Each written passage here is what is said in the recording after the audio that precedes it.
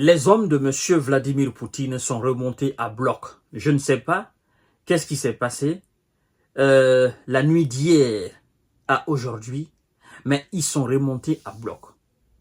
Et ce qu'ils ont envoyé dans l'espace aérien de M. Zelensky, dans toutes les directions, presque, bon, quand je parle de toutes les directions, je veux dire les parties qui ne sont pas encore conquises par la Russie.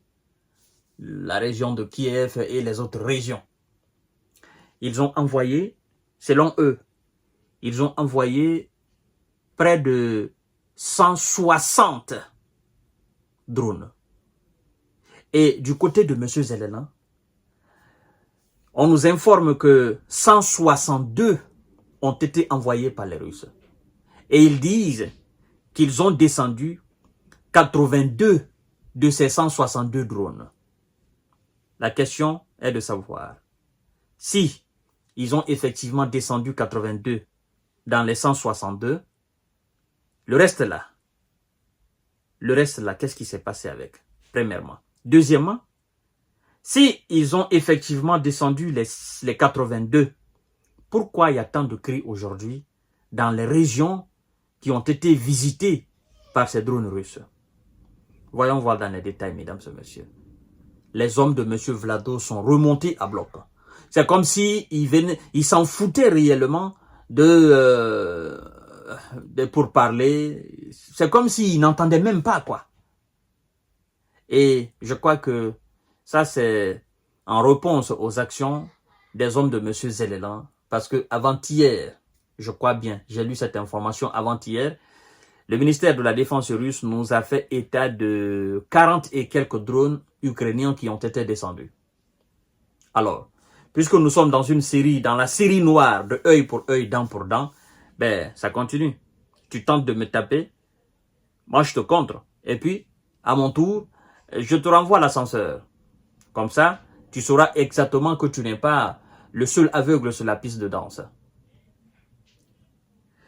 L'Ukraine dit avoir abattu 82 des 162 drones russes lancés depuis vendredi soir. L'heure est grave.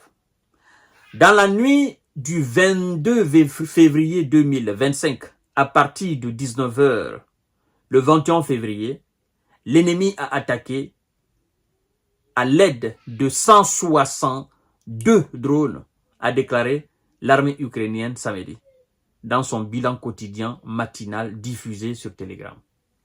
Il continue en disant ceci.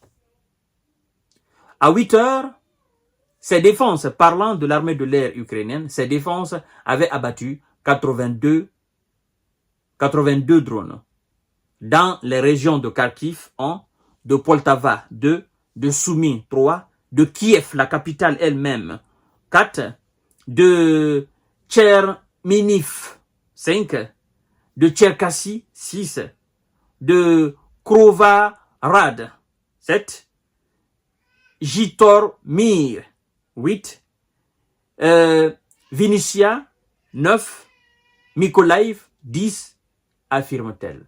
Donc, dans 10 régions, selon eux, dans 10 régions, les hommes de Vlado ont envoyé des drones pour effectivement toucher des installations militaires, des installations du complexe militaro-industriel ukrainien, des installations gazières, des installations pétrolières, la chaudière aussi. En fait, des installations critiques, au fait. Puisque c'est la même chose que M. Zelensky tente de faire dans l'espace aérien russe.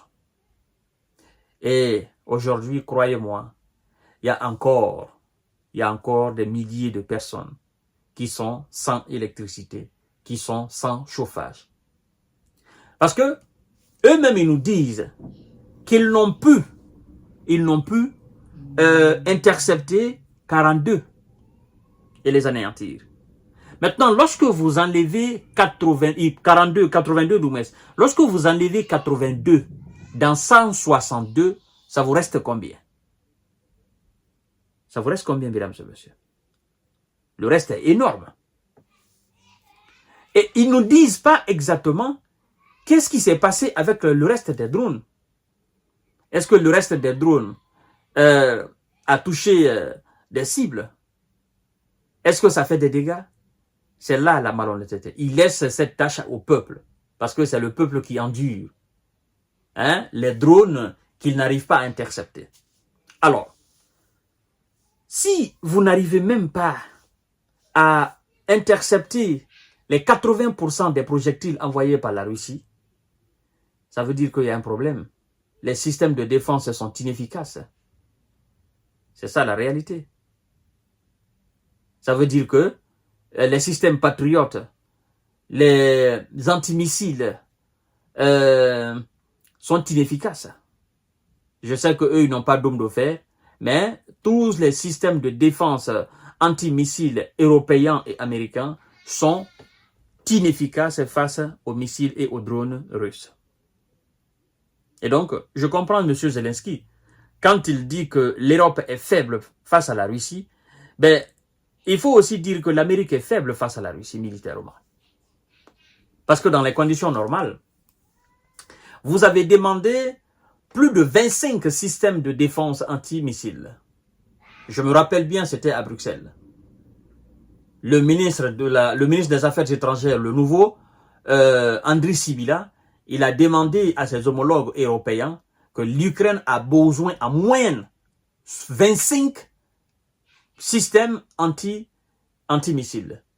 Et par après, M. Zelensky lui-même, il est venu réenchérir en disant effectivement, nous avons besoin entre 22 et 25 systèmes antimissiles pour sécuriser l'ensemble du territoire que nous contrôlons encore.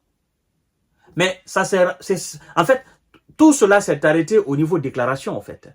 Les Européens ont fait, les Américains ont fait comme s'ils n'avaient absolument rien entendu. Pourtant, cette déclaration, le ministre des Affaires étrangères ukrainien, il a fait cette déclaration à Bruxelles, devant ses homologues de l'OTAN, pas seulement de l'Union européenne, mais de l'OTAN. Donc, je crois qu'il y avait, à l'époque, le secrétaire d'État américain, Anthony Blinken, était au cours, il était au cours de cette réunion-là.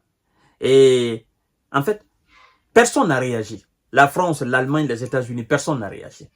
Et donc, les systèmes de défense qui sont là, ces systèmes de défense sont peu, et puis sont inefficaces. Et n'oubliez pas aussi que les systèmes de défense ont besoin des missiles qui interceptent les autres missiles, qui les détruisent.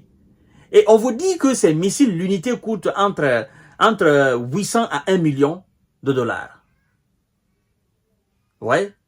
Donc, si la Russie envoie comme ça 180, 200, 300 drones et que les systèmes de défense doivent entrer en action pour intercepter ces drones et ces missiles, ça épuise de façon considérable. Ça anéantit même les capacités en termes d'antimissiles de M. Zelensky à intercepter les missiles et les drones. C'est pourquoi, à chaque fois qu'il y a des opérations, ben, ça touche effectivement des cibles.